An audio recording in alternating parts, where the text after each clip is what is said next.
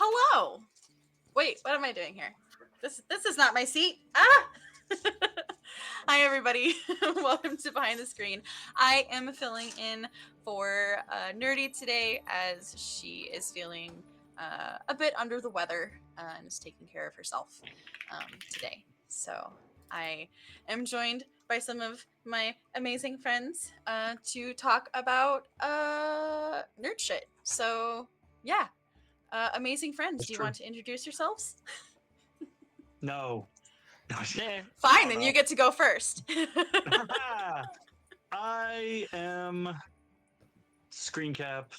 I'm the guy in the driver's seat of a mid-sized sedan somewhere along the eastern seaboard of these nominally United States, and here on the channel. That's pretty much it.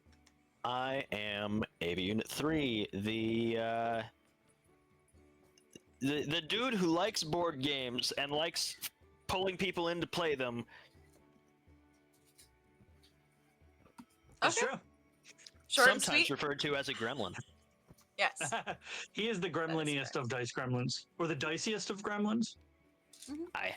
I've got so many dots. This is gonna make a mess. This is gonna make a mess, and I'm not cleaning it up. No. That's fair.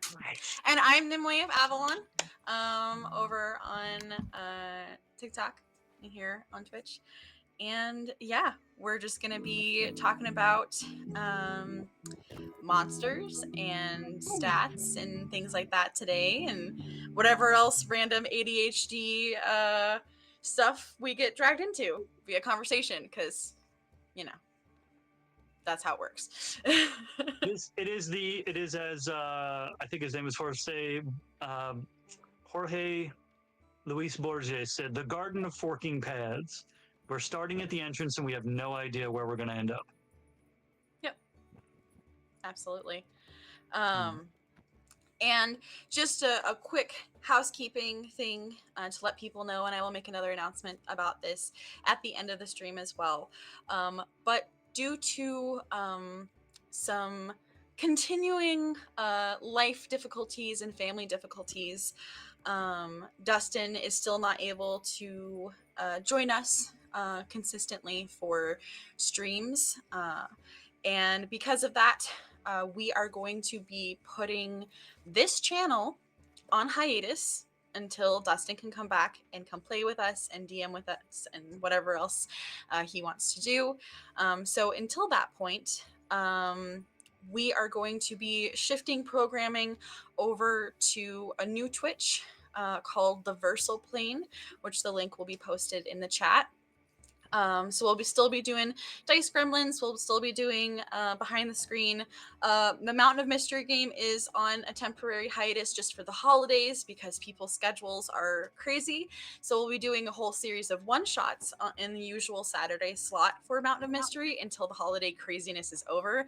And then we'll get back to that because we just had so many people that like one person would be gone this week, two people would be gone next week, we don't want to continue the story on without having all the players. So it'll just be a whole bunch of fun one-shots. So tomorrow, we will be doing a one-shot with our amazing production person, Eye of the Night, in the DM seat. The voice in the sky. The voice in the sky will finally be the man in the chair. The voice in our heads, because they don't hear him on the. Correct. So we're winter soldiering this channel. We're putting it on ice until we can deprogram. Correct. Yeah.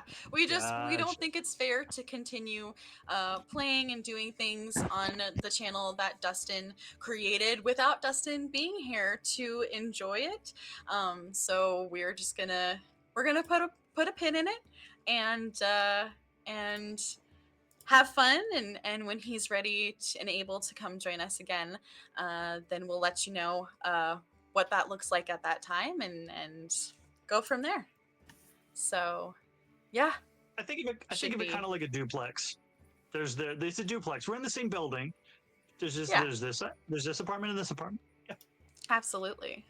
But yeah, if anybody has any questions, feel free to post them in the chat or over on the Crypts and Cryptids Discord if you're part of it, and we can let you know more. But yeah, please go follow the Versal Plane, and that's where all our programming will be for the foreseeable future after tomorrow's game. So we will still run the one shot that we have planned tomorrow on this channel, and then after that, everything will be on the Versal Plane for the future until further notice.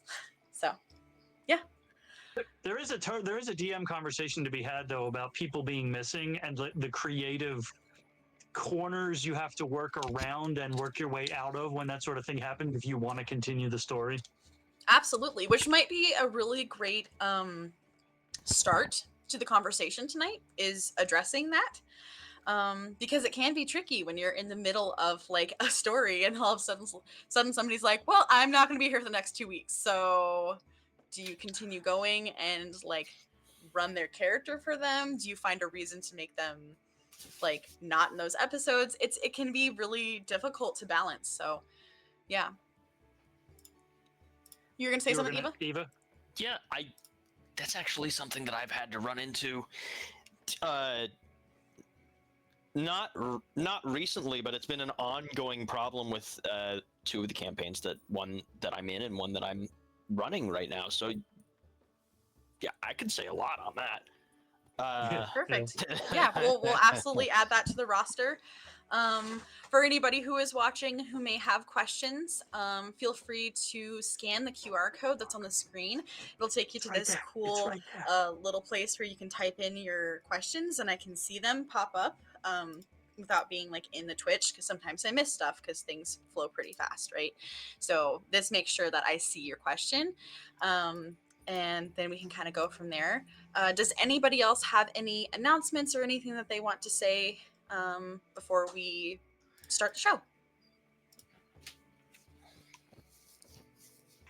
No. None that I can think of. Think so.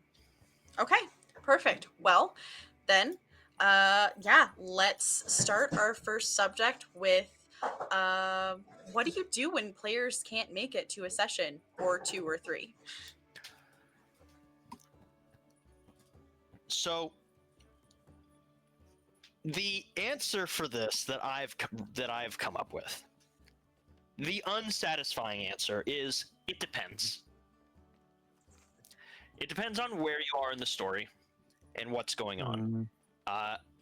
If I found that if you're in the middle of a combat, or if your campaign is in a situation where you cannot realistically find a way to explain why this person isn't here, you have one of a couple options, and they can only go on, and one of them you can only do for so long. Option 1 is you do a side story, or you do a flashback, or you do an in Manius res scene along those lines. But sometimes those absences drag on, and the player's like, hey, I'm going to come back at some point, I just don't know when.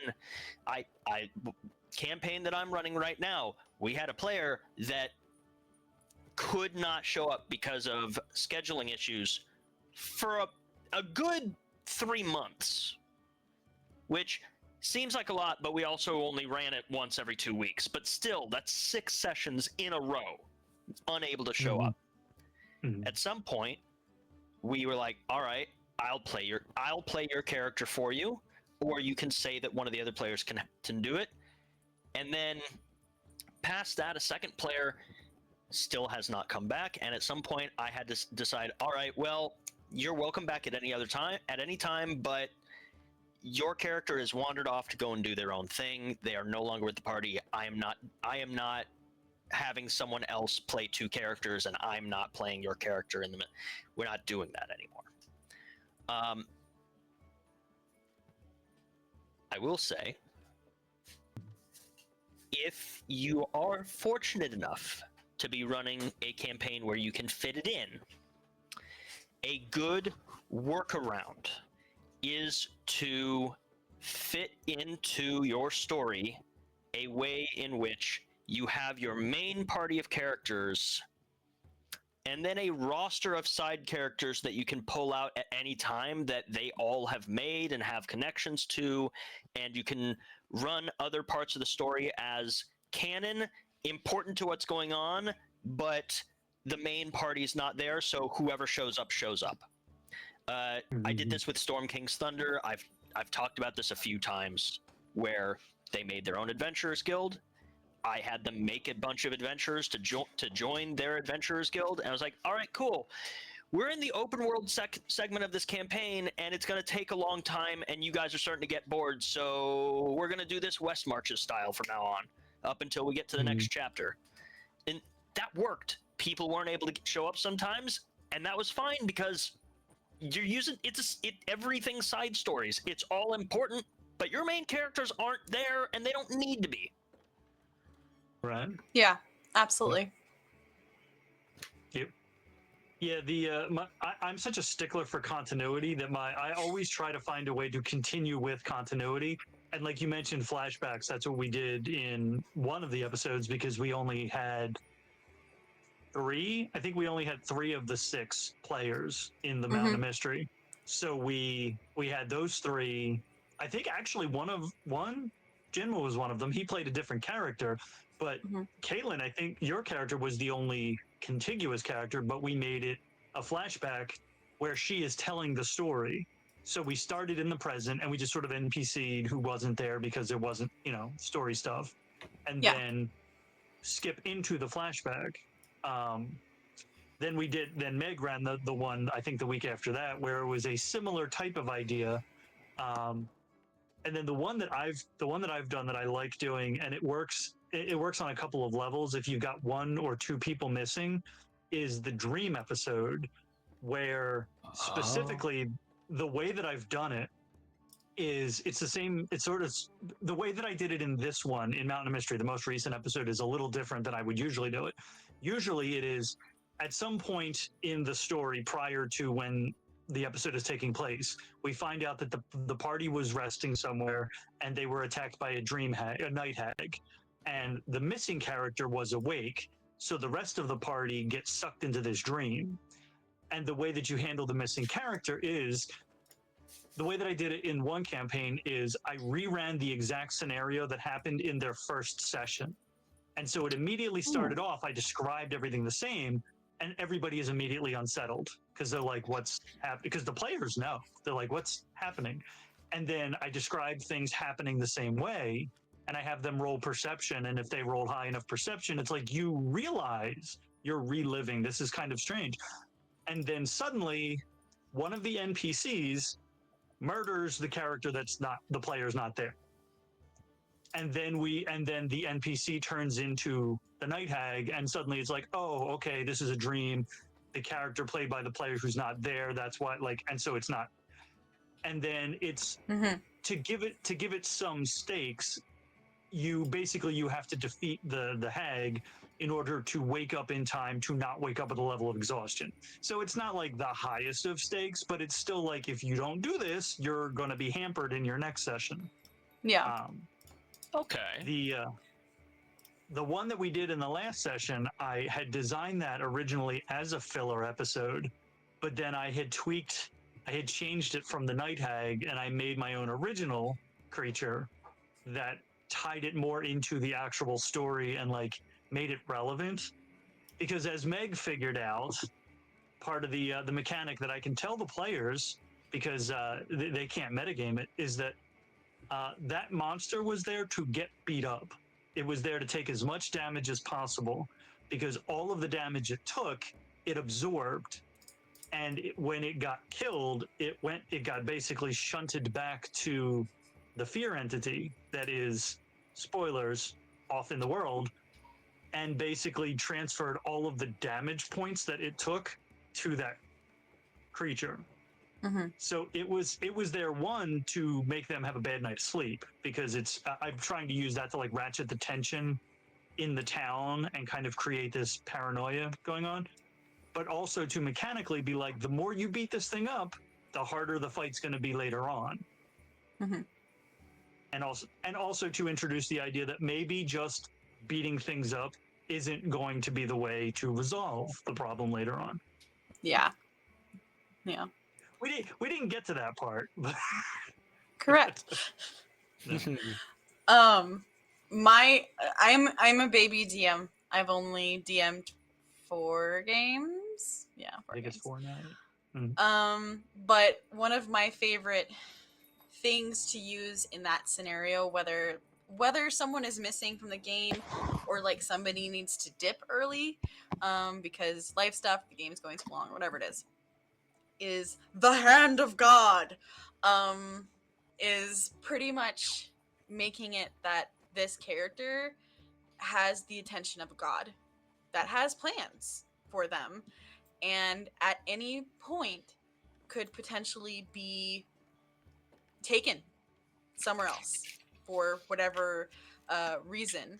And either, depending on the story, you can either tell, like, have them cast sending, or have somebody cast sending and be like, I'm okay, I'm just apparently needed for something, I'll get back with you guys at some point. Or leaving it to the imagination of like, great, now you have to figure out where they are. I did that in one of the one shots that we were playing, where Jinma's character, Jinma had to go to bed because he was working the next day, and we were in the middle of combat, and I didn't want to run his character as well as the other monsters that I was running and all of that. So I had him fall into a pit of quicksand that was in the area, and as soon as he fell through it, the god that is protecting him plane shifted him to another plane of existence. So the people that were with him were like, great, this guy just got like eaten by this quicksand and is dead. And his character is actually somewhere else, because I don't want to kill somebody's character, like, if they can't play. Like, I don't want to risk killing someone's character, running them, and I don't want to have to run them. So I did that with him. I know that Meg, in a game that we were playing, made contingencies for one of our players that knew that there were going to be some days that he was not going to be able to play. But it was so inconsistent because of his job, he didn't know pretty much until like the day of. So she made it in his character description, and he told the other characters, like, his character told the other characters, like, hey, I work for this goddess, and she kind of like, she's like an angel, I think, and she kind of just like puts me where I'm needed. So sometimes I could be like in the middle of having dinner, and I just like, all of a sudden I'm in a completely new place for whatever reason that she has. So he set up from the very beginning that there were going to be times that he was just going to be yoinked out and then brought back in. And another time that we had a different character that he stepped into a fae trap that took him someplace, and ended up having a curse put on him that he would just randomly teleport. And so he was gone for a very long time, and then came back, and we found out that he was cursed, and then he was gone again. And so that was something that the players could then figure out, okay, how do we find this character, and how do we break the curse? So you can kind of play with it depending on where you're going with the story, how long you plan on having, like, if it's just a one shot compared to like a full campaign. But I really like the Hand of God option, because there are ways to be like, the party goes to sleep that night, everybody has a weird dream, you wake up and so-and-so's gone, and then halfway through the session, hey, you get a sending message from this person that they're okay, and they'll meet up with you as soon as they can, kind of thing. So that's how I kind of try to lean towards things myself. So yeah. The other thing that I found that actually works well, and this is for a wider view of continuity, because I am a stickler for like the continuity of a single narrative, like with the Mountain of Mystery crew. we wanted to, with the Netherweave arc specifically, we wanted to create a story that would continue the continuity of those characters from one section to the next. In a wider view, you can also have the continuity of world building. And if you've got 3 people out of a group of 6 who can't be there, you've got 3, maybe you bring in 1 or 2 people, you cook up a completely new set of characters and you run something in the same world. So now you can establish things like we did with the God, what do I even call it? The bridge troll and the Dreamcatcher one shot. That was fully set in the Netherweave, and that was happening concurrently with the Mountain of Mystery group. But you could watch that one shot without needing to watch Mountain of Mystery. But the people who watch Mountain of Mystery and the people who played that now know, like, hey, these are details that exist in this world that we as players and we as viewers are aware of, even if the characters aren't. And it sort of creates a little bit of a dramatic irony too, because like M knows about a city and a thing that happened in this world. She knows about people who are currently in a little bit of a predicament. Caitlin has no idea. And none of the other characters inside the city have any idea. Yeah. But you can run a 5-hour one shot and build out the world in kind of that. So it's not like, okay, the story goes 1, 2. Like, I kind of like the idea too of a moment in time where you run a bunch of one shots that are all happening at the same time in different locations. And so you wind up like after 5, 6 one shots, you wind up with this very broad experience of a single moment. So if you're going to do something like that, you can create an event. Like, immediately my brain went to the Avengers movie with the invasion of New York. Right. So like, say you had this little team doing this thing over here, this team doing this thing over here, this team doing this thing over here, but you have one event that happens. And so that event, you're like, oh, okay, as a player, you're like, yes, I know this is happening at the same time that story happened in this story. And you get this very wide view of the whole area in that one moment. Yeah. So I guess my next question then, unless anybody had anything else they wanted to say on this specific subject, kind of leading into, because like I said, I'm filling in for Nerdy. Nerdy originally wanted to talk about monsters and things like that. So this is my segue into that. When a player's missing or 2 players are missing and you have set up a combat, how do you rebalance? Do you start over? Do you change the monster? Do you add in NPCs? How do you adjust for the fact that you've just lost a player or 2 from a combat that you've tried to at least somewhat balance? So this depends on how you're going to run it. Hand of God is one thing, is your option. Obviously, you have some issues that are going to run with that, but you can solve for that. With mine, you just play the character. You don't need to rebalance it until the end of it. With Hand of God,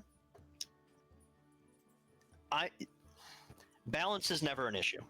A lot of new DMs will run into this issue of, well, my players are too OP, or I'm worried that my encounters aren't good enough, or that my encounters are too strong, or that they're too weak. Or you as the DM have 2 abilities that you can always use, no matter what the situation is, that will make it so that balancing is never a problem.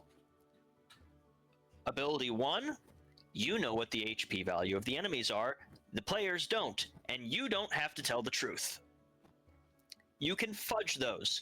There's stories out there of elementary school kids playing D&D, and one of them's running a fight against a dragon, and someone asks them, well, how are you keeping track of their health? And the answer is, I'm not. The fight ends when it's not fun anymore.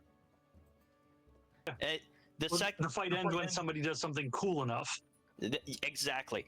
The other option that you have, reinforcements and retreat. Just because enemies are on the board doesn't mean they have to stay on the board, and it also doesn't mean that more enemies can't show up.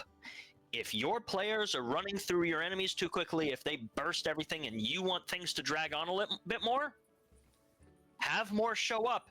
A lot of times you'll find more difficulty in a fight by making it last longer rather than worrying about how much damage you're pumping out, because there's only so many spell slots that players have. There's only so many resources their classes have. So making those fights an endurance test is going to be a lot more of a difficulty spike than any amount of damage, bar none. With retreats, this one works for yours, Em. You said hand to God, someone just reaches down and poof. Well, yeah, the enemy just saw a god literally vanish one of them and claim them at one of the players and claim them as their avatar. There might be a handful of them that decide they don't want to fuck with these guys anymore. Yeah. Yeah. Yeah, and there's a book, I think it's Keith Amon wrote it, The Monsters Know What They're Doing. It's the idea that there are it depends on the monster. If a monster with a moderately high intelligence score isn't just going to fight to the death for no reason. So a creature that has like an 8 intelligence score, a 6 intelligence, Grog has a 6 intelligence score. Grog knows when to leave if he absolutely has to. So if you have a creature that has an intelligence of 6, if it's getting beaten up by a team of like 3 or 4 adventurers, and it's like, hey, I'm like at a third of my health, it's probably going to run away rather than stay there. Now, I think the question here is in the reverse, though, is if you've balanced something for a team of 6, and you're trying to go for like, you know, a difficult to deadly encounter with a set of monsters, and now suddenly you realize 2 of your players can't show up. Now you've gone to 66%. And I think that goes to the HP. That goes like, okay, these things aren't as strong as I had originally intended for them to be in terms of how many hits they can take. Or they have 1 less minion or something like that. It can be, or you can do the retreat option, just pull enemies off the board. I gave they're too scared to fight. That's not the only reason why they might not decide to. Maybe they underestimate the party. Maybe they decide, hey, those 2 guys are sitting out. This isn't a fair fight. We're just going to sit back and let this happen. You guys got this. Like, there are options, depending on what story you want to tell. I was going to say, I feel like, and this is a really interesting thing about all these scenarios, is to me, they are creative opportunities. Because, like, say I've got 1 monster. And the dream sequence was sort of like that. But, like, say I've got 1 monster, and I'm expecting, you know, 6 players to go up against it. So like it's a CR 17 or something. And then I realize, oh, you know, two out of the 4 players aren't going to be able to be there. So it's going to be a shorthanded team. Well, maybe that's not the main objective of this encounter. Maybe this is a distraction. Maybe this monster has been tricked by something else, or maybe it is a minion of something else. And so the encounter itself, rather than standing alone, is now a smokescreen or is an element of something larger that I don't even necessarily have to come up with on the spot. All I need to know is there are other forces in play. So this encounter might not go the way it would look if it were in a vacuum, because it's not. Exactly. Yeah. Like and sorry, keep going. Oh, no, you're good. If it's say it's a dragon fight, maybe the dragon was sent there as a distraction. So the dragon's not going to fight to the death. The dragon's just there to keep the team occupied while the other bigger bad or the other dragon is off doing something else. And now the team has to deal with something where if the team had dealt with that, they would have succeeded. But because they were distracted, they have failed. They failed to stop a bad thing. And now it's, you know, it creates all of this opportunity for more narrative growth. I did that in the objective was the players were in a flying tower being flown to their objective, and a bunch of enemies showed up to take out the tower for one reason or another. It's so long ago I don't remember exactly what their motivation was, but they had been manipulated into doing this by an evil dragon whose goal was not to kill anyone on the tower, but just to take the tower out of the sky. There was a little MacGuffin in the tower. This was the thing that you controlled its flight from, and if it died, then it came. And the players were so busy fighting off the enemy, and I decided, all right, this fight's gone on long enough. It's time to have that big oh shit moment. I'm going to reveal the BBEG by having this dragon from the clouds just come out enough to be seen, and then use a lightning breath directly at that MacGuffin and destroy it, sending them out of the sky. And that was the scene. That's awesome. I did something similar to that in... Oh, yeah, go ahead. Real quick, I just want to shout out to Yippee Dippy. Thank you so much for donating those 10 gift subs. This is very, very kind of you. We are now on a hype train. I just wanted to say thank you, because that was very nice. Aww. That's awesome. Thank you. Yes, I did something slightly similar to an interesting part of where I've gotten to now as a DM is trying to grow beyond the mechanics of combat. Because like when you start off, it's like, yeah, okay, you've got a creature with hit points, you've got, adventurers who can do damage, and it's just a numbers game. It's like you're gonna roll to hit, you're gonna see who gets knocked down to 0 first, and that's pretty much it. Once you like get that down, then it's like, okay, now how do I make this narratively interesting? How can I add story elements to a combat? How can I make a combat more than just punchy punch until 0? And that was sort of the thing with I sort of did it with the Nightmare Shepherd with the Dreamcatcher. Ooh. And the idea that like in the end when he realized him and his minions were going to lose, he was like, well, if I'm going down, I'm going to take the MacGuffin with me. And so it's a scenario of like there are other objectives beyond just kill the adventurers or adventurers kill the bad guy. See, yeah. And I think it's even more important than that in that it's not even just that, it's also, once again, depends on the story you want to tell. Yeah. I wanted to, in my story, tell the tale of you're not the hero, you're just the right person at the right time. No one expects you to do anything, you were just there. And in all honesty, a lot of this is way out of your league. It might not be by the end of the road, but right now it is. That's the story I wanted to tell, and so that is the narrative push for the scene that I tried to go for. And that's not the way that everyone wants to tell that story, but there are ways to twist, not just, yes, you don't have to use the mechanics, but there are ways to use the mechanics or to ignore the mechanics that can make it so that the entire tone of a story changes in terms of what role do your players think they're playing. Yeah. Well, the thing that Cap and I have talked about in the past too is that just because a monster stat block gives you their abilities and their HP and all of that doesn't mean that you have to play that monster to its best abilities.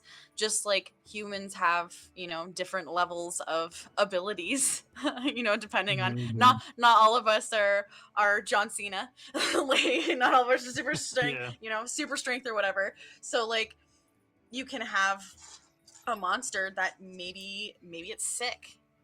Maybe it's injured from previous battle, and so it doesn't have the ability to use certain features encounter. Like I had in one of the games I did off stream, 2 owl bears were fighting, and the party came upon them fighting, and then they caught wind of the party. And we're like stuck in this, like, I'm still fighting you, but there's also danger. And so some of them were already low on hit points because they'd been in, a territorial battle. So this idea of like, just because a creature has the ability to use its like legendary action doesn't necessarily mean it's going to, because it might not deem this encounter worthy enough of using its like once a day, mega must kill everything move, or it doesn't have the ability because it's already used that somewhere else. So being Yeah. able to play around with that definitely helps with balancing and just understanding just regular encounters. Like even if I had an entire party that was, everybody was there, say I want to throw a dragon at them, that dragon doesn't have to be in tip top shape. So it gives them an advantage. And again, like you guys were saying too, that dragon could choose like halfway through the battle, like fuck this shit, I'm out, and like fly Mhm. away super wounded. And you see that in even in the critical role games and things like that. There's many points that Matt had whatever they were fighting pieced out before they could kill it, and they did that like 2 or 3 times before they finally were able to like have that big epic battle. Mm. And yeah, it kind of makes things, especially if you're running a campaign, it's like, oh great, this is something that's out in the world now, that's pissed off at the Yeah. party and Yep. is maybe going to come back looking for revenge. Exactly. Yeah. That is part of the thing that I've learned with the kids campaign is I had all these grand ideas about like large stories and all these things, and it's good to know what is out in the world. Like it's like I'm gonna have a mob boss, I'm gonna have this, I'm gonna have a lich, I'm gonna like it's good to have things that are potential story like large storylines. But the biggest thing I learned is you don't have to do that. All you have to do is let them play with the world because they're going to piss something off. And if you don't even necessarily have to play the monsters or the villains smart.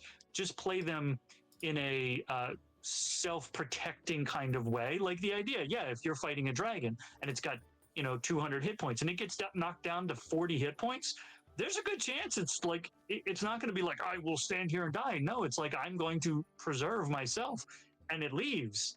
And now there's a pissed off dragon that has a grudge, and now the party has created its own big bad. Who Absolutely. that dragon knows their current capabilities. That dragon's not going to come try to face them one-on-one. That dragon now is going to start doing its own machinations and manipulations, and so you now have its story going on in the background while the party is still out there doing things. Yeah. And so now you've got potential little encounters where they start to encounter minions or effects of this thing so you like I mean, yeah. there's a No, go ahead. well, there's a book called Proactive Role Playing, and the idea is that essentially you can create a campaign without developing a big bad first if you start from the perspective of treating it like an evil campaign. Because if you have a bunch of evil characters who are traditionally the villains have objectives. So they start with their evil plan. So what you do then is flip that, and you have your players tell you, this is my character's goal, ambition, dream, wish. This is what they want to accomplish. And then you just start sort of putting little step-by-step things into the game for the characters to do to achieve their goals. And as they start doing that, they're going to have interactions that are going to create those dynamics in the world where they're going to create a villain. Exactly. Yeah, one of my favorite examples, 'cause I was sitting thinking of the different things that I've seen and played in. One of my favorite examples of the monster running away, and for anybody who is watching who might care, this is some kind of a spoiler, semi-spoiler for Critical Role Campaign 1. So you've been warned. There is a scene that has the party is fighting a dragon, and they get the dragon down pretty freaking low, and you think, oh cool, they're gonna kill the dragon, and the dragon ends up fleeing to its cave. And so now they are in a race against time to climb this mountain to get to the dragon's cave before its lair effect can heal it back up, because they spent a long time knocking it down.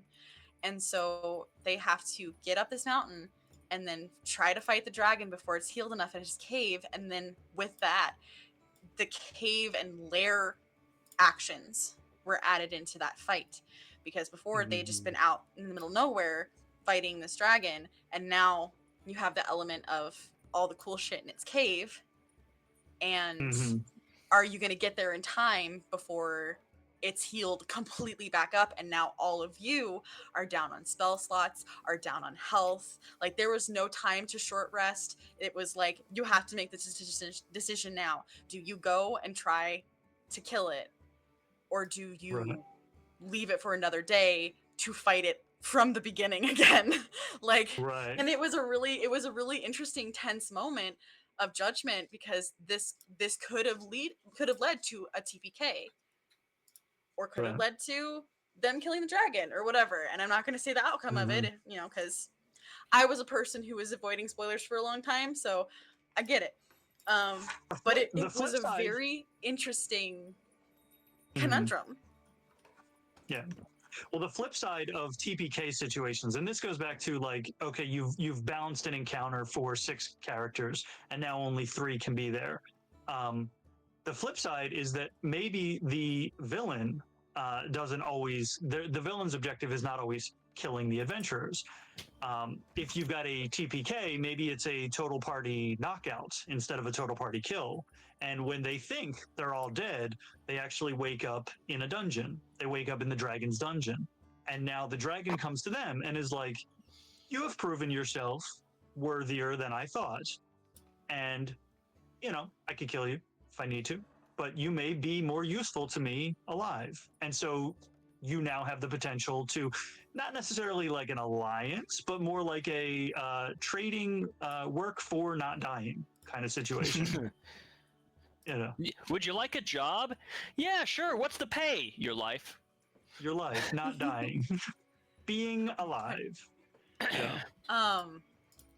Any other things we want to add onto this subject before we move on to the next thing? Is this Because we do have a question from Yippee Dippy, so I just wanted to make sure y'all didn't have anything else that you wanted to add before we go there, because that I think I know, if we're going for the critical role mindset, Yippee, I think I know where that question came from, but yeah, Let's hear it. y'all good? I'm good. Okay. Yep. So Yippie's question is, as a DM, how do you deal with problem players? It depends on what we're talking about. There are different levels of problem player. There are players that are just an annoyance, like not paying attention or derailing the campaign or the session, which not always a bad thing if it happens naturally, but if this person specifically is always like, people are focused on something and they're starting a conversation about something else, yes, that's something else. But if there's that type of problem player where they are a nuisance. And then on this side, you have the problem player that is making other people uncomfortable, and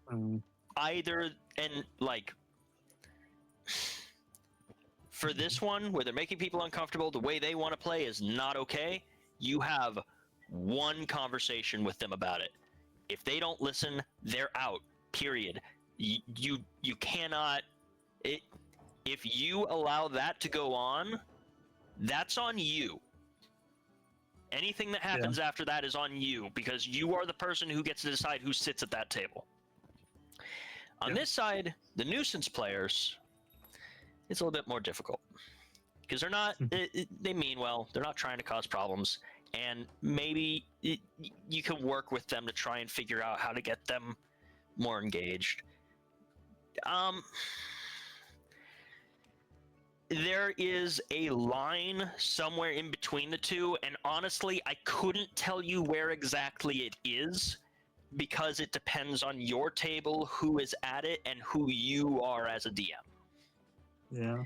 Like, do you draw that line at making inappropriate jokes, or do you draw that line a little bit further this way at wanting to be the star of the show every session? Because there are some groups that are okay with that. I don't know why. I'm not, but there are some that are. Yeah. Yeah, it depends on the The not uncomfortable, the annoying answer, it depends on the table, and it depends on, and this is usually the groundwork for how you deal with a problem player is set up in session 0, because session 0 is when you establish your ground rules, your expectations. You have that conversation with your players. Hey, do we want to have a lighthearted, goofy campaign that might turn serious? Do we want to start off with like high fantasy Lord of the Rings? And then as you're going forward, then you can make the determination, is this behavior in accordance with what the table has decided? And if the behavior is not, then it's all about communication. The number one answer is always going to be communication, is always going to be talk with the player, talk with the players, have a one-on-one if you don't want to like put somebody like on trial, or Absolutely. what is this doing here? And I was like, Well, why is there this I don't know link? what is it doing there. Yeah, it's doing the curl. Okay, Clark Kent. Right. Shh. But if there, session 0 is also specifically, it's about setting your tone, but also setting specific boundaries. And if you set specific boundaries and you say, okay, we're not going to have sexual jokes, or we're not going to have, certain specific content, and a player violates that, that's the problem player on that side of the table, where you're like, no, you've crossed a boundary that we established in advance. And that's where you can have that one conversation like, hey, remember we talked about this in session 0. Maybe it was a slip up. If it happens again, we are all going to assume it's not a slip up, and you're doing it because. And then, even then, though, it's not a matter of you're a bad person, you're a bad player. It's a matter of the game that we're playing and the tone that we're going for is not the game for you. And so, it's better for everyone, because the person doing the thing, they're trying to have fun in the way they think they're going to have fun. And their fun is not fun for other people. And so it's not going to be fun in the long run. It's not going to be fun for them, because they're going to be sitting there wondering why everyone else is like stink eyeing them during the game. Exactly. So it's like, yeah, you're making other people uncomfortable, and that's not going to be fun for you in the long term. So it's like, ultimately, but communication is always the answer. And there's a really good tool that you can use to help kind of facilitate this, which we were actually talking about just before the stream started. I love this thing. And it is a D&D consent form. There are multiple versions of it that you can find online. But pretty much the gist of it is there are different categories. Like there is like a sexual category. There is a violence category. There is a gore category. And like there's different versions of things on there. So it's not just like an overall, like, do you like gore? It'll be like, right, how do you feel about eyeballs, broken bones, blood, birth, like all that kind of stuff. And you can put like, no, absolutely not. It depends on the situation, or yeah, cool, let's go, like bring it on. And you can check all of these little individual boxes, and there's about like 30 or 40 questions on this sheet, and you can put your answers in different categories depending on each thing. Because like I'm cool with some gore stuff, but I have a hard time with like broken bones, especially like if they're sticking out of the skin. Like that's where I crossed the line. So like I'd be fine with like someone could get like eviscerated, and I'm like, sweet, but you talk about that, and I'm like, ugh. So finding those lines of balance so that you can still do cool, fun stuff without completely like nixing an entire category or subject, that can help you judge the type of people that you're putting together into a game. Because if you have someone who loves comedy games and fluff stuff, and then you have somebody else who's like super into like horror and gore and like realistic things, they might not be great to mesh together. Maybe they will, and that's where the session 0 is really going to work, as like, hey, you two are very opposite. Let's have a discussion, see how we feel as a group about our play styles, and you can maybe like head off some of those problematic things that could come up in the future. That's where I would start with things. And then as far as dealing with somebody, if they've ignored all those things or done stuff that's broken whatever you've preemptively set up at the beginning of the session, than going with what you guys are talking about and having like a sit down conversation, you know, alone and being like, hey, like we discussed these things, you know, this is your one warning. Because people, you know, mess up. Like they say things or do things because they forget, or it's spur of the moment and their brain doesn't work quite as fast as their mouth does, right? Um, we've all been there. We've all had that moment, and at some point or another. So having that sit down check in, I think, is Mhm. a great thing to have. Um, and having at that point, putting it out there that like, hey, this is your warning. If it does happen again in the future, like Yuma just might not work out with this group, and we will unfortunately have to ask you to not play with us Yep, or so. not play in this specific campaign or whatnot. Mm. Um, so that, you know, if it does happen again, it's not a complete like shit show conversation like Yeah. all at once. I think laying And groundwork is the most important thing. yeah, and the consent form is really good too, because like you can sit down in a session 0 and be like, hey, is there anything off limits for you? And somebody's sitting there thinking like, you put a consent form that has 36 items on it, and they see something and they're like, oh yeah, I didn't realize I'd have a problem with that. And so instead of something where they're like, in session 0, you're like, hey, you didn't really say that you have a problem with this. It's because I wasn't thinking about it in that moment, but because you look at a list that has, because like, yeah, the one that Meg uses, there's like a philosophical section. It's like Mm-hmm. racism in game, or religious in game, like Or the idea police, of, that's on there as well. right. Yeah, and so you might not be thinking in a session 0 if the DM goes, is there anything you're not okay with? Thank Yeah, you. because if there's anything, is there anything you're not okay with? You might not think like, I don't want to handle racism in the Mm-hmm. game, but if you look at that list and you see the word racism there, you're like, oh yeah, no, I wouldn't be cool with that. And Yeah. so now, yeah, in advance. And that can also help you address things that might happen like in the middle of a session. If you have somebody that's creating a problem, all of a sudden you're feeling tension between that player and someone else. I was talking about like having the DM have everybody's lists and finding everything that's written, like everything that's red, absolute no's, and just writing down a list of all of those. Doesn't matter whose issue it is, but just having like, these are the 6 or 8 things that are absolute no go, so that if somebody else, if the DM doesn't do it, but say somebody in the party starts bringing up that subject, you can be like, oh, hey, like, pause, time out. We're not going to go that way. There are people in the party that are not comfortable with that. And you can kind of divert. So, The pause timeout is crucial, because one of mhm. the things I've seen so many times, do not solve out of character problems in character. If you're having an Absolutely.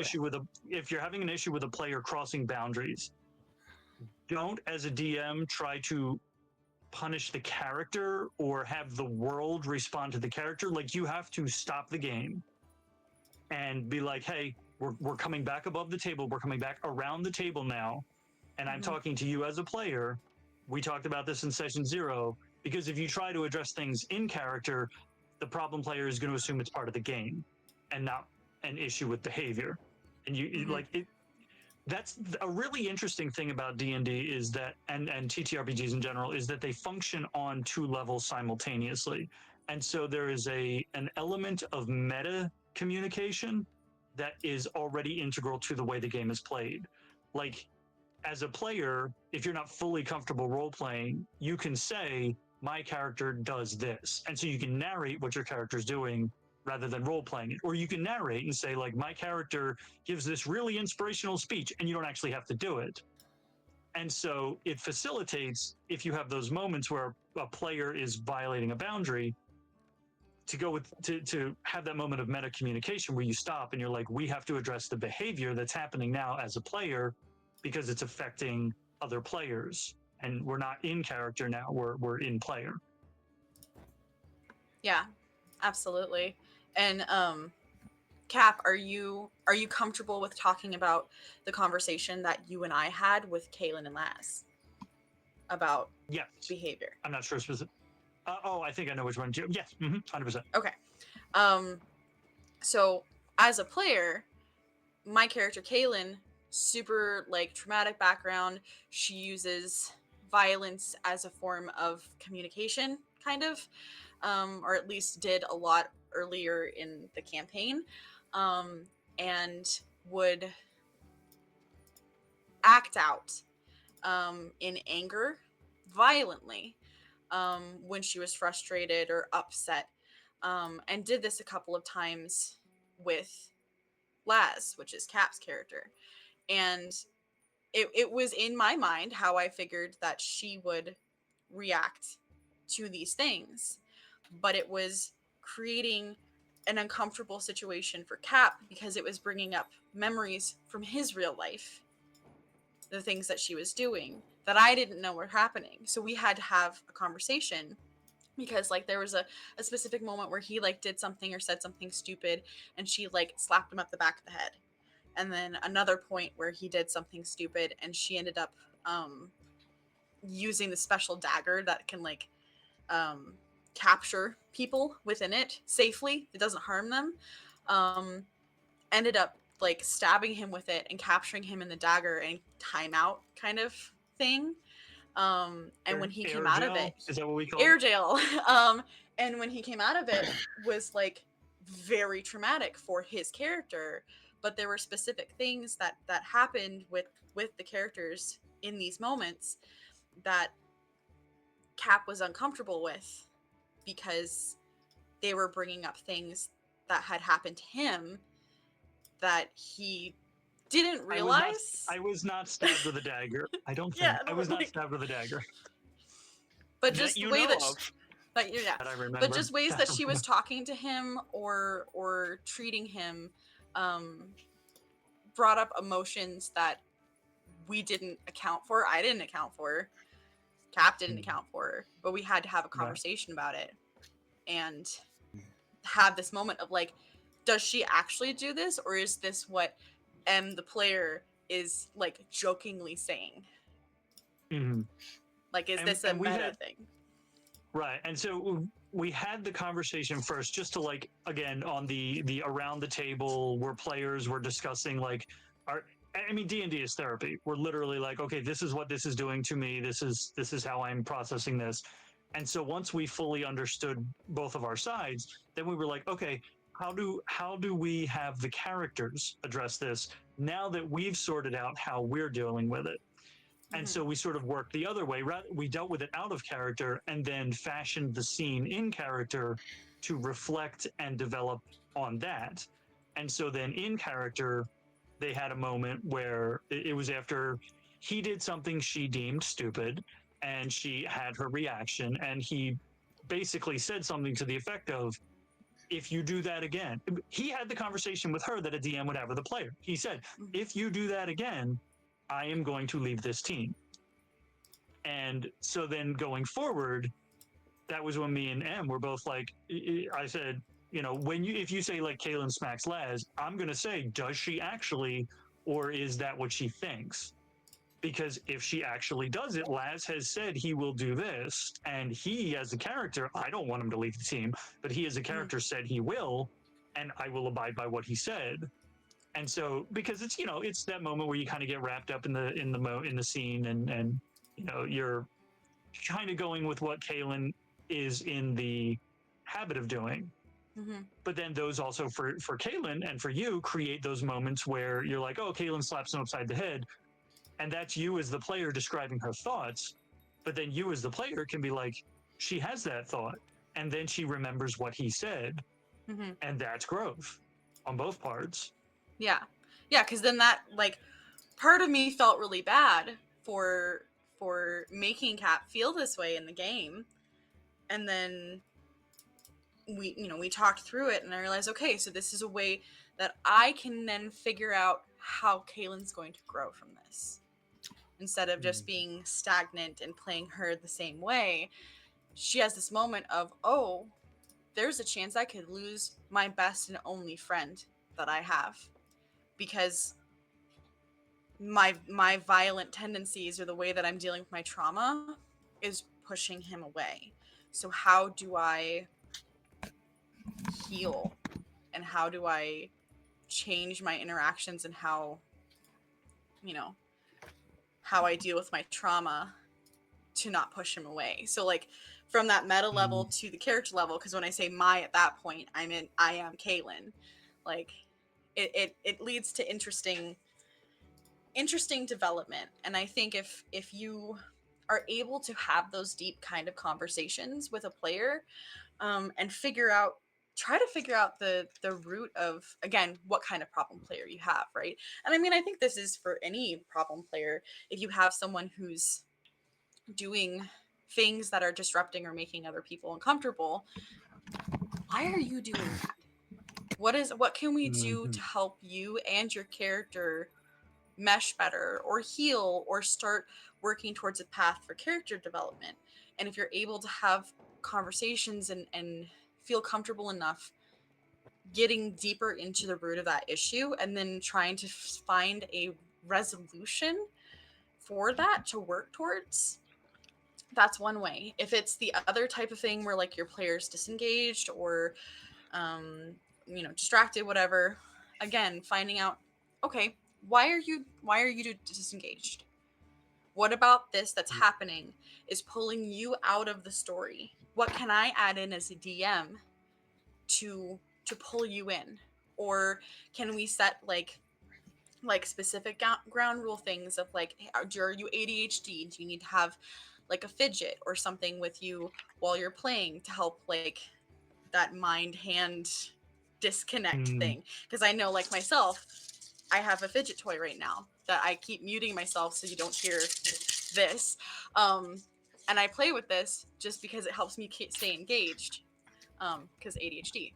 So I think really trying to get to the root of something, even if it can be kind of uncomfortable sometimes, can be beneficial, because D&D is therapy. And not saying that every DM has to be a therapist, but figuring out, like for me, why is Kaylin doing this? Why is she responding to Laz in such a violent and visceral way? Oh, it's the only thing she's ever been able to figure out. Well, how do we change that? You know? Right. Yeah. Yeah. Indeed. I had one problem player. He played one session. He did not come back. And again, problem player is a subjective relative term, because it's a problem. What a player who is a problem at one table will not be a problem at a different table. And it has to do with how they're interacting with the story, with the other players, with the DM. If they're in a game where their behavior is acceptable and is part of the tone, then that's not a problem player in that game. So it's about establishing your boundaries and your tone and your expectations up front, because then you can determine. And at that point, once you start really setting those ground rules in that session 0, you're going to kind of get the sense of like who's going to fit and who isn't. So you kind of you head the problem off. Yeah, absolutely. I agree with that. Yeah, and I think just making sure that you stick with your morals too. You don't always have to be a yes man. Like if something makes you uncomfortable, you have the ability to be like, nope, that is unacceptable behavior. That is unacceptable language. You fix it now or you're out. Like sometimes it's as simple as that. Yeah, especially if it comes to very sensitive subjects. There's also yes. Go ahead. There's also something significant to cover here that, like, I feel like maybe it's acknowledged on some level, but I feel like it's overlooked when it comes to these kinds of discussions. D&D is a long-term commitment. Even if you are putting together a table full of people you've never met before, you might not be friends at the start of it, but you are going to be friends by the end of it. So the behavior you see at the table needs to be something you are okay with being friends with. Otherwise, it's not going to work. Right. Like that's just bar minimum, or bare minimum, bar none. It is a friendship before it's a game. In every situation, no matter what the scenario is, you are going to be seeing these people. What, once a week for between 2 and 4 hours? You don't do that with people you don't like being with. Right. Yeah. Yeah. Yes, and is a good improv tool, but the most powerful word that a DM has to be comfortable with is no. You are absolutely within your rights because you are the god of the world. Like I think the Dungeon Master's Guide says that. Like the DM makes the final rulings. You can say no, and you should say no to certain things if they violate the tone, the rules, the boundaries, and the expectations that the group has agreed to in advance. Like that's your job. Your two jobs are: you're the judge in situations with uncertain outcomes, and usually you let the dice do a lot of that. But you're the arbiter of those situations, and you are the law, and you have to set the law down. You can't just let the players do anything. I was the thought that I had, and going all the way back to monsters, we should stat problem player as a villain. See, that would be pretty funny. I've actually played around with doing that, but that is the, not the baby EG, but but like the mid boss or a significant catharsis fight for a table full of dungeon masters. Oh yeah. And you have to have, it's the, hey, you know that encounter that you always try to set up in every campaign, and it either goes really well or really awfully, which is, hey, what if you went up against another party of adventurers? What a goofy, wacky. Every table has tried that. Every single one. It's not an original idea, but it is a fun one when it's pulled off correctly. Yeah. Make the table of edgy D&D players that like cannot join a table except for the one that they're at because no one else will play with them. Make that party. Yep. And then let the DMs beat the crap out of them. Yeah. Correct. Yep. Did we want to go back to monsters? Because there was a monster. Ooh. I did. I have two separate questions that I feel like we could probably answer in this order. The first question being, how do you choose a monster? Slash, do you have a favorite like type of monster to use? Like the one that you're like, this is my go-to, that I'll look at this one first, even if it's not necessarily the one I choose. And then how do you balance that monster? Like how do you balance it, either for like, how do you find something for a group of level 3 adventurers or level 13 adventurers? Like how do you figure out what to throw at them and balance it? Yeah. I just killed a bug. Sorry. That was too low level for you. It was a CR0. It depends. It might have been a Remoraz in disguise. I've encountered that before. Oh no, you fought a baby Remoraz. Its mom is on the way. That's right. I don't know what is my favorite. I like story-based monsters. So like I'll usually build encounters as a response to some sort of story idea. Like I actually have a character, an NPC. I've played him, so he is a PC, but I have an NPC who is himself a sort of seed for any sort of random encounter. So if I want to just have like a bunch of adventurers in a tavern get attacked, my NPC is there because he's a thief and a con man and a liar. And so usually he just had an adventure where he was part of a party and they had some sort of encounter and he stole something.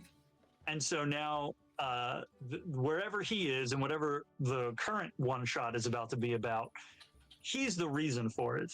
So like there's one that I have, one scenario where a tavern gets its roof ripped off by a ghost dragon, And it's because my NPC is in the tavern and he has an item that was taken from the horde of the dragon that was slain. But the dragon was so attached to the item that it remained as a ghost dragon and it tracked him down. And so at the beginning, the players have no idea. The players don't know this.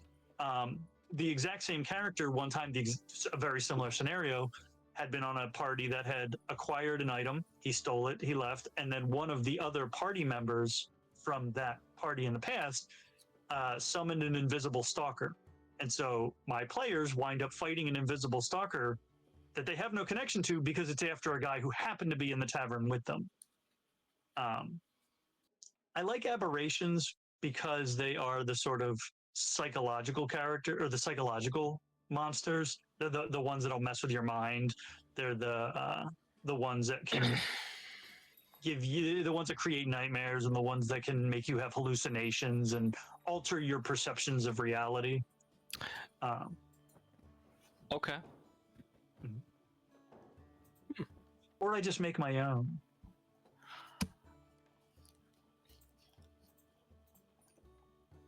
I see Eva having a thought.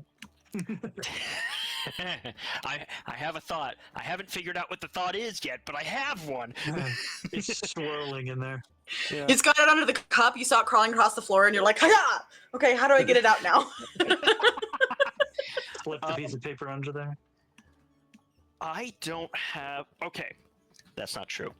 I have two. I was gonna say I don't have a favorite monster. I have two favorite monsters. Conceptually, I have never used them.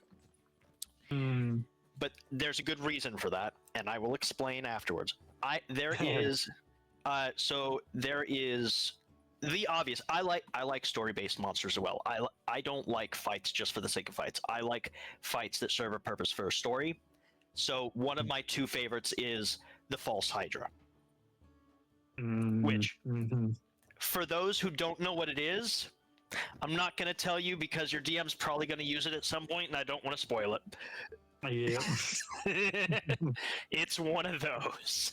It's fine. I'm totally not traumatized by a false hydra. Anyway, continue. How do you know? How do you remember whether you were traumatized by it or not? The second favorite monster that I have is not really a monster so much as a group of monsters. There's a third-party published book called Book of House, and there is a boss encounter that they have written into it that is 20th level simulacrums. Okay, I'm here for it. That all have lycanthropy curses.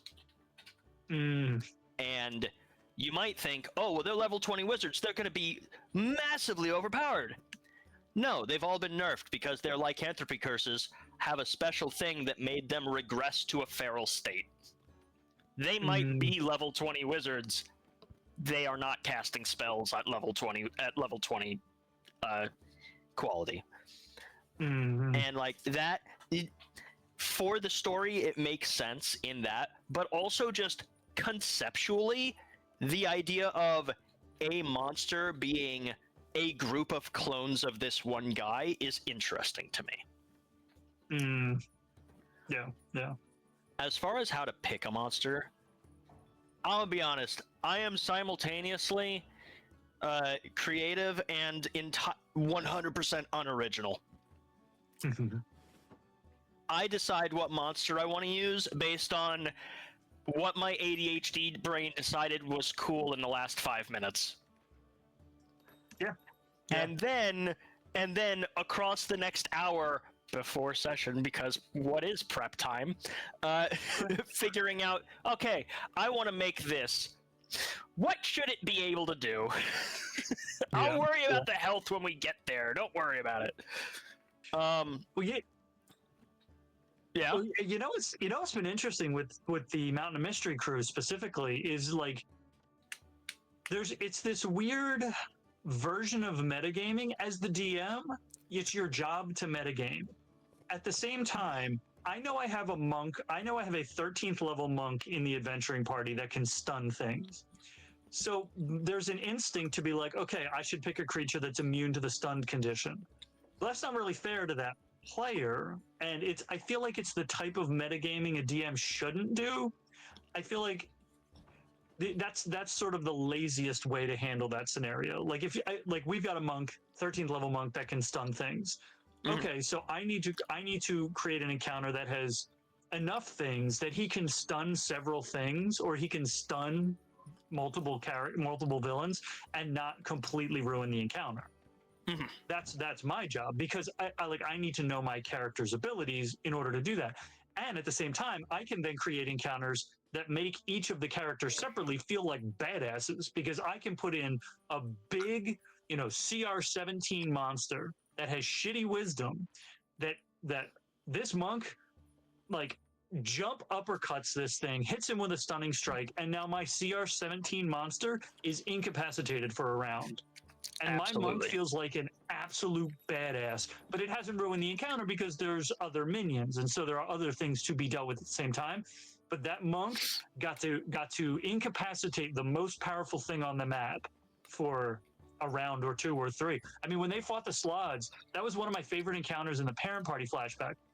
When the parents were fighting the two Slods and the Dream Eaters, Thava, Jinma's character, was 1v1ing one Slod, because every time he hit this thing, he stunned it. It was rolling absolute garbage wisdom saves. The entire rest of the party was dealing with the other Slod, and it literally became this joke where they're trying to beat up this other Slod, and it's like fighting back.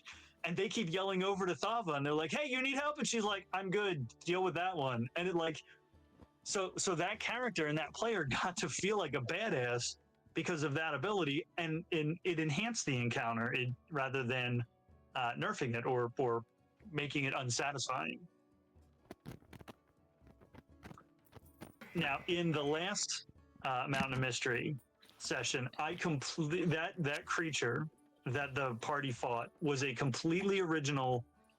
I took bits and pieces of abilities from different monsters, but I didn't like. A lot of times I'll start with a monster stat block and then sort of take things away or put things in. I literally started with an empty stat block, and I'm like, what abilities? So then I pulled from this, and I pulled from this, and I pulled from this. I ended up calling it a bête noire because it was a literal nightmare creature. And Meg called me out on it. Meg got advantage on the whole next session of Mountain of Mystery because the creature's AC was 0. And in order to hit it, you rolled your attack and you subtracted your modifier. So your roll had to be 0 or lower. And because of that, a nat 20 was a critical miss, and a nat 1 was a critical hit. And I did not explain this in advance. So as the players were rolling and finding out, Zach rolled a nat 20 on an inflict wounds uppercut, and I described the critical miss. And he was like, okay, that's interesting and very concerning. And then literally within the same round, Jinma rolled a nat 1 on an uppercut, which was a critical hit, and landed the stunning strike. Now, the reason that this didn't ruin the encounter was because, like I described before, this creature was designed as a projection of the bigger bad, and so it was there to take damage. The only thing that it was vulnerable to was healing. So it started with 0 hit points as well, and every time they hit it, instead of subtracting damage, I was adding damage to it. Basically, this is how much HP it's collected. If at some point they had realized, hey, it's just getting more powerful, and had started like casting Cure Wounds or casting Healing Word, I would have doubled it because it's vulnerable and removed that HP. If that had gotten it back to 0, it would have dispersed and taken nothing back, and that would have like fully defeated it and its purpose. As it stood, you dropped a nuke on it. Meg dropped a nuke on it, and it was epic. Mm-hmm. Something I do want to kind of add to that, though, is I personally am not afraid to put a monster in that I know somebody's like main move it's immune to. Like you saying, you don't want to, pick a monster that is immune to stunned condition. Hmm. I'd say maybe not have that be like the biggest baddest monster that they come across, but I feel like it makes it more realistic to add those in every once in a while where, oh great, the thing that I do as my main thing doesn't work, because then that allows the character to get creative. Yeah. And Well, whether that's like Kaylin, who is a fighter who has to be right up in melee with the thing. Dustin put me in 2 different encounters where the map was so big I could not get to the fight. the thing we were fighting for like 4 or 5 rounds. And there were a lot of times that like the things that were being fought were killed before I could even get within range of them. So I took a couple levels in Wizard so that I could have guiding bolts. Is that what that spell is? Or Firebolt. Firebolt. Yeah. So that she could have Firebolt, so that she could be running, but also Firebolt or Mind Sliver or whatever the distance was, without completely wasting her turn, just moving. So Right. I'm definitely for throwing those at characters every once in a while, as long as you know that something they can do will still affect it, even if it's like Right. their main thing isn't going to work. They can still be like, oh fuck, my main thing doesn't work, what do I have? And then they start going through their sheet and like finding the things that they maybe don't use, or the weapons they picked up that they never use because they have their spells or whatever.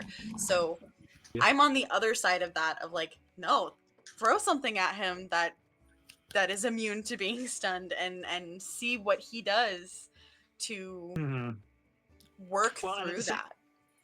At the same time, too, that then creates a situation where he as a character and he as a player has to rely on the rest of the party. It gives the rest of the party the moment to step up and be like, hey, you are absolutely fantastic 90% of the time, and 10% of the time you do have to rely on the team. And then Kaylin or Prince or Cash or Will or Trouble, they get to have this moment where Sato, the big Goliath monk who can incapacitate a huge thing, needed my help, and I was the one who stepped up and helped him be awesome. I had another thought, and it left my head. Do you want to let you grab that thought? Because I actually had some questions to lead in alongside those, what we just talked about. Go for it, yeah. Question 1, I'm going to ask them both together and you guys can answer. Question 1 is, how do you feel about the immunities or directly countering what characters are able to do in relation to recurring enemies? Like BBEGs that they fight, maybe they'll beat them the first time, but they won't. But they'll escape, and then they come back next time having counters to the things that the party beat them with that first time. Second off, what do you find to be more interesting? Critical successes or critical fails? I like smart villains. If a villain loses, they learn. And I think these go hand in hand, because it's the idea that you learn more from your failures than you do from your successes.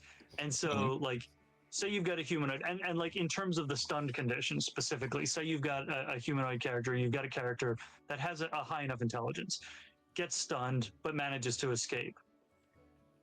It's going to try to find a way to not be stunned. And there are things in game, in world, that can remove the stun condition. So specifically in the parent party flashback, because of Sato's ability or Thava's ability to drop the stun condition, I had considered multiple options for the big bad. I ended up giving him 2 legendary resistances. I don't know that a legendary resistance is something a creature can learn, but a DM can certainly add that this creature found a way to acquire the ability to basically enact legendary resistances. Or the other option that I thought was to add a minion that was a Way of Mercy monk, because Way of Mercy monks can remove the stunned condition specifically as one of their abilities. And so if you've got basically your villains have to think like DMs. They have to think like, I just encountered this party and I saw them use all of these abilities. I now know they have this set of abilities. They won't know about abilities they didn't use, but they're like, I saw them do these things. What can I do in world to be able to counter that? The vampires specifically, Dampiers have vulnerability to radiant damage, and I knew that I think specifically Shiloh and Jean both had radiant damage spells, and I was like, if they hit them with a bunch of radiant damage, it's going to be over. So in world, they were a gang. So I had that they had an artificer who worked, you know, they get stuff from, that provided them with rings of radiant resistance, so that they would take regular damage from radiant damage, and then their the guy who was leading that group had a spell scroll of haste. And so intelligent creatures essentially act like DMs do in the real world. They learn, they acquire abilities, they acquire resources that they can use to deal with specific things that they've encountered in their adventures, misadventures. Yeah. And like, I like having those things in the game because one, it makes it feel more realistic. And two, say you have a bad guy that you fight, you find out, oh man, they're really like taking fire damage. Like, cool, I'm gonna make sure to use a lot of fire damage, and then they escape. And then the next time you encounter him, you're like, oh cool, fire damage, and doesn't do as much. Say you have it that it's going to be multiple encounters that they're going to escape or chase the party off or whatever it is, and you know that they're going to have the opportunity to fight them again. You can help lead your party to figuring out how to get around that problem now. So say the party runs away and the bad guy lives. Okay, now they're resistant to fire.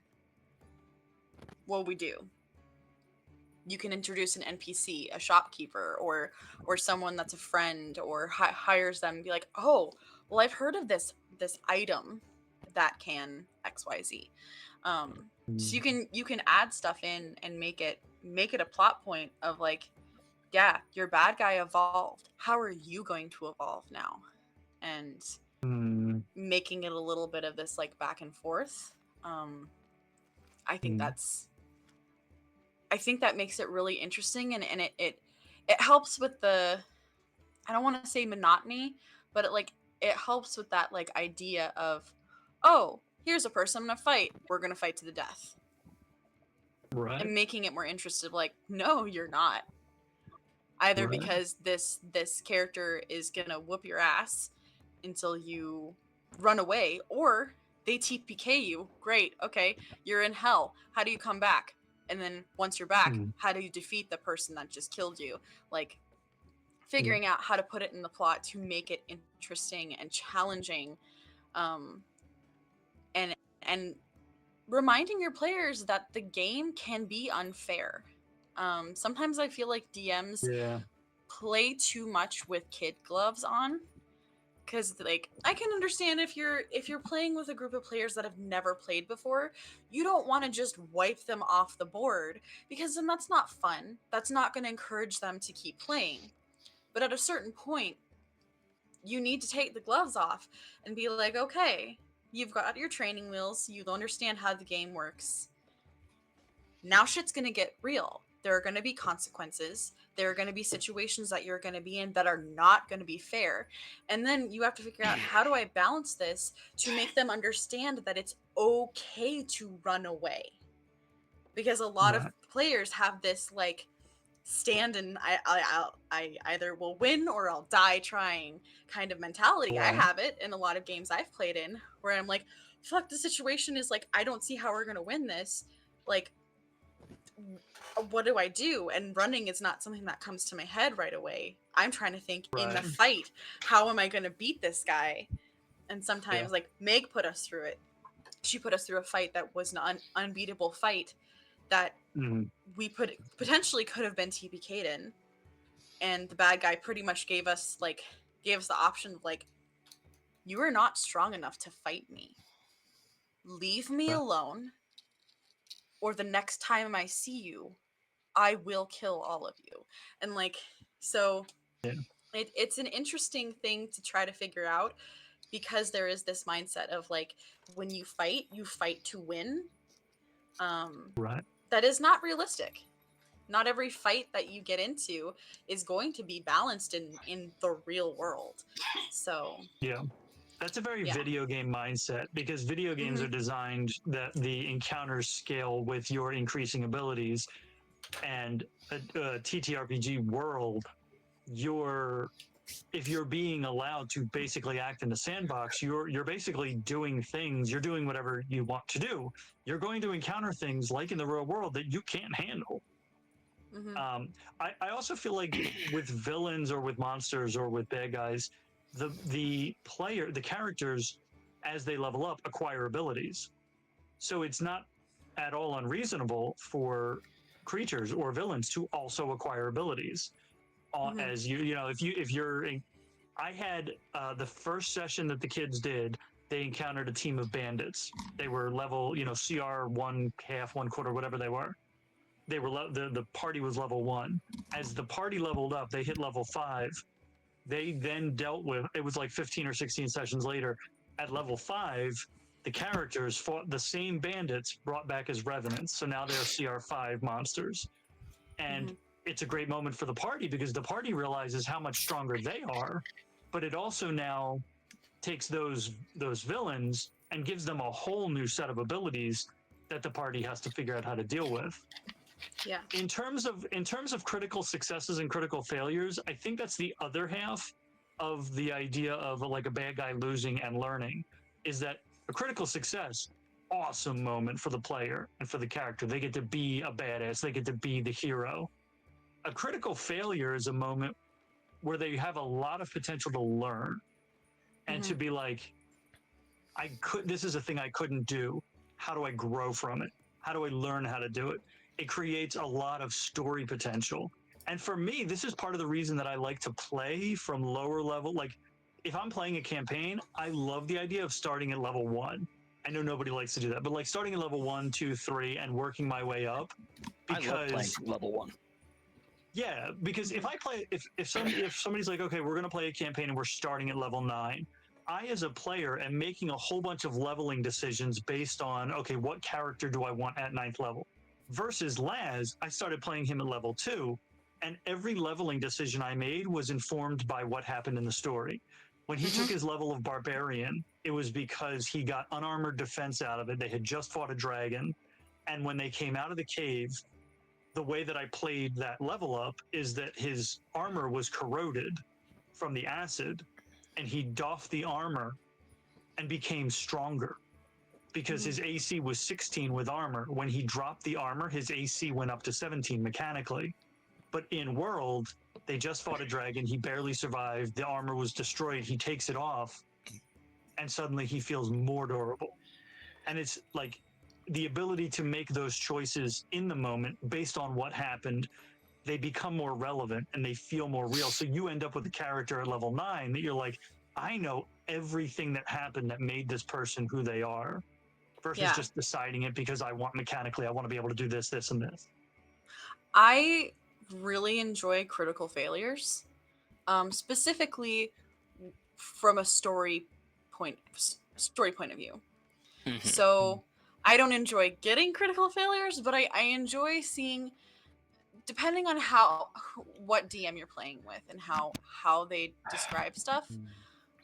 As a baby DM who has watched a lot of other DMs, a lot of my friends and people on TV, whatever, I like this idea of playing around with critical failures to actually have like consequences, like that. It's not just like a flavor thing of like, oh, the monster tries to swing at you and misses. Like you're able to dodge fast enough out of the way and its club hits the ground, or it shoots an arrow at you and it misses. I like the idea of adding in, like, if it's a critical failure, that creature just shot an arrow, but it was holding its bowstring wrong and it smacked itself in the arm with the bowstring. It's taken 1d4 of damage, or it's gonna have disadvantage on its next attack because ow. You know, like, or it shoots the arrow and accidentally hits its companion behind you with the arrow. Like, I like having things that, not always, it doesn't have to happen every single time, but I like having those moments where you can give disadvantage or a little bit of like 2 or 3, points of damage to the character or another, bad guy because their companion fucked up. Like, just like, I mean, because I've seen it be held to player standards of like in Critical Role. There's been a few times that like Vex was shooting and she failed the shot and like nicked someone in the arm or accidentally shot somebody with an arrow, like, so I like that from a DM standpoint, that it's not something that's big enough to necessarily critically affect the game, but just to make things interesting. I got to do that in the Night Shepherd fight, specifically with Eva, because one of the skeletons that went after Eva on his first 2 attacks on Eva's character double nat 1, and he had this big greatsword and rusted greatsword, and so with the 2 nat 1s we described it as that he, like, the first one like cracked the sword and the second swing shattered the rest of it, and he was holding a bladeless hilt. And now this villain, this monster Stablock, gets changed because it doesn't have its main weapon. So now it has to just punch. Now it has to do unarmed attacks. And it changed the combat because it is no longer using the weapon that it is prescribed to use. Because double that one. I do love those moments too when the dice fully... See, we had a really interesting conversation about dice, specifically as there is a thing called... I think it's astrogalomancy. It is divination through dice, specifically. And it goes back to the idea of the 2 worlds, the 2 levels that the game occurs on, the in-world level and I call it the on the table and around the table, the story and the players. The dice are this sort of mathematically mystical conduit through which the world of the characters is transmitted to the world of the players. So when there's things that we don't know how they're going to happen, we roll the dice, because in our world, dice are random. They're controlled by chance. In this sort of metaphysical, philosophical way, chance is this sort of divination between the character or the fictional world and our world. So the dice are telling us this is what happened. And so that idea, when we say the dice are telling the story in a very like sort of mystical way, they are, because they are communicating the information from the fictional world up to us, or over to us, or out to us, whichever direction you want to say it goes. But yeah, there's critical, and that's like the critical successes. Yes, those are those big hero moments where you get to feel like the badass. That's why like those feel earned. It feels like critical fails are the price you pay to grow as a character, and critical successes are the reward you get for growing as a character. You got to fail to succeed. Yeah. I think we have about 10 minutes left.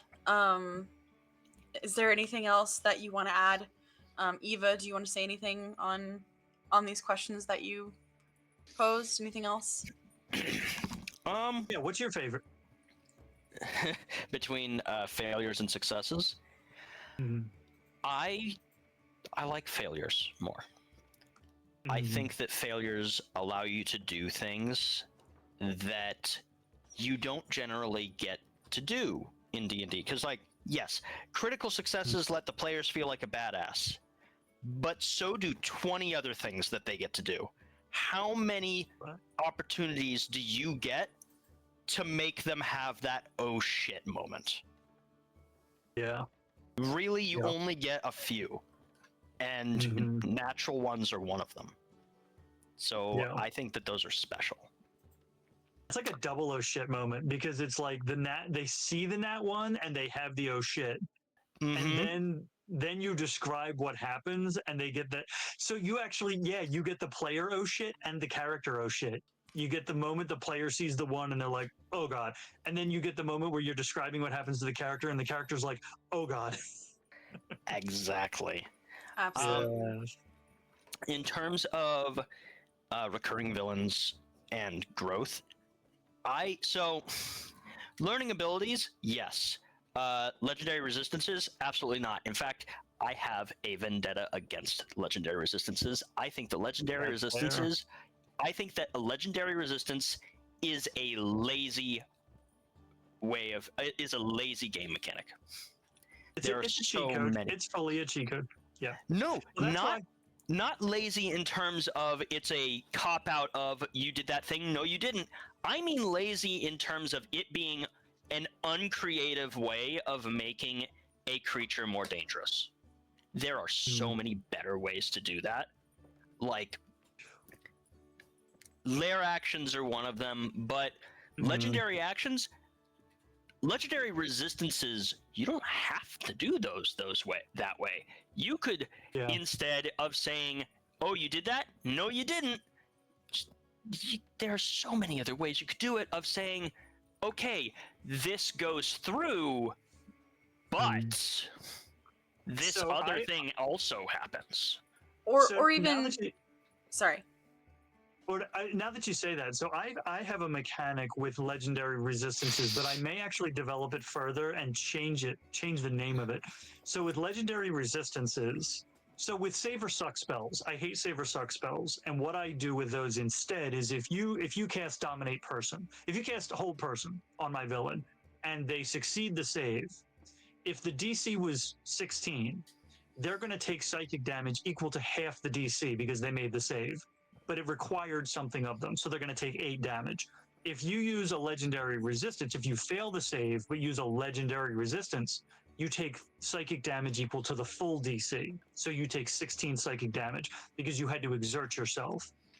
That said, the next step up from that is to say this isn't a legendary resistance. This is essentially a form of a counterspell, but it's like an internalized counter. It's not a counter spell. It's like it's an internalized resistance mechanism, and making it cost something. I just came up with one off the top of my head. I'm gonna let you talk, Em. Go ahead. Well, I was just gonna say I like the idea of having legendary resistance, like being like, okay, I get 2 legendary resistances. What does that mean though? I'm not just gonna be like, no, they don't. Like maybe the character casts Stone Skin on themselves. Or maybe they cast counterspell. They have a counterspell, or it's a legendary resistance, so they only take half damage. That's a nice one. One that I just came up with is, it's not, don't call it legendary resistance. It is, the feature is spell conduit. A certain amount of times a day, when it suffers the effects of a spell, it can cause a creature within X feet of it, I'm going to say 5, to suffer the same effects. So, yeah, you cast Hold Person on it, and on your Barbarian. Nice. Yeah. Yep. Well, and I think of it in terms of specifically where I've looked at legendary resistances is because of the monk and the stun condition. But that works for that too. Yeah, well, that could work for it, or making it costly. Like you're stunned, Absolutely. but you can remove the stunned condition at a cost. So at an amount of hit points, or at the cost of at the cost of your reaction. But it has to be there has to be a balance to it. Yeah, I think there should be a table, like depending on what the character is, like that is that you are using, having a table of spells and or reactions, that it's not just a legendary resistance. Okay, I'm using my legendary resistance. My bad guy is, and you figure out on this table, is casting counterspell, is casting stone skin, is casting misty step or something to avoid it, and making it more like making it more, even if it is just like they resist it, making it more interesting than just being like, haha, no, they don't. Because I Well, feel like that's how a lot of people use it, you know? you want spoilers because the person this will apply to is not here. Um, this is actually multi spoilers, and it'll only actually be a spoiler if you guys actually do this one thing. So in the city of Terresting, there is a fight pit that I have mentioned it. I mentioned it at the end of the last episode. There's a fight pit at which people can go to fight other characters, but they can also go there and just straight up fight monsters. They can go fight creatures, and you don't bet money because this is the city of Terresting. What you bet are abilities. If you lose the fight, you lose an ability. If you win the fight, you gain an ability. So one of the creatures I have set is if this character defeats this creature, the character will gain 1 legendary resistance per day. But if they use it, they have to roll on the wild magic table, and only negative results are on it. So by using this ability, you're essentially you are pulling at magic so hard that you're causing it to react like wildly and negatively to your use of it. And so like that's a possibility, like making a wild magic table that is only negative results, where if your bad guy uses this legendary resistance, it is at a detriment, and it is a random detriment. So it doesn't know what's going to happen. It could take full damage. Awesome. It could kill half of its own minions. It could plane shift itself. It could, it doesn't know. It could end up in the Tournament of Beasts. It could. Yep. That's really cool. Well, I think that's a great place for us to end our show tonight, unless you have anything else that you would like to add on to that, Eva. No, I'm good. Okay. Awesome. Well, I just want to thank everybody who watched tonight, and reiterate what was said at the very beginning of the stream, in case you weren't here for the announcements at the beginning.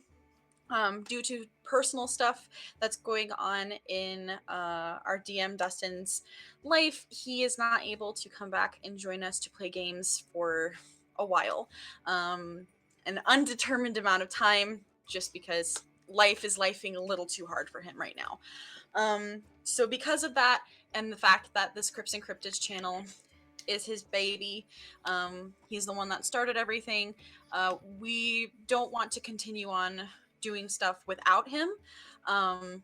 So we are going to be temporarily moving the shows over to the Versal Plane, which we'll be posting a link in the chat for that. So if you want to keep watching our content right now, please go give us a follow over there. So behind the screen, Dice Gremlins, Mountain of Mystery, one-shots, stuff like that will be happening over there.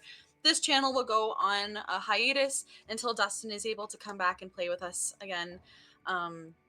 Because again, this is his channel, and we don't want to do this without him. So yeah, as far as Mountain of Mystery goes, we will be putting that game on pause until after the holidays, just because people's schedules are crazy, and we don't want to have to, play without having characters, there, like we talked about in the show. So we're just going to be doing a whole bunch of one-shots. So tomorrow night, instead of the game, we will be doing a one-shot where our amazing production voice of God, Knight, will be taking the DM's chair and guiding a whole bunch of us through some awesome story that he has. And so that, right? So that will be here on the Crypts and Cryptids channel. That's going to be the last game that we play on this channel until Dustin comes back.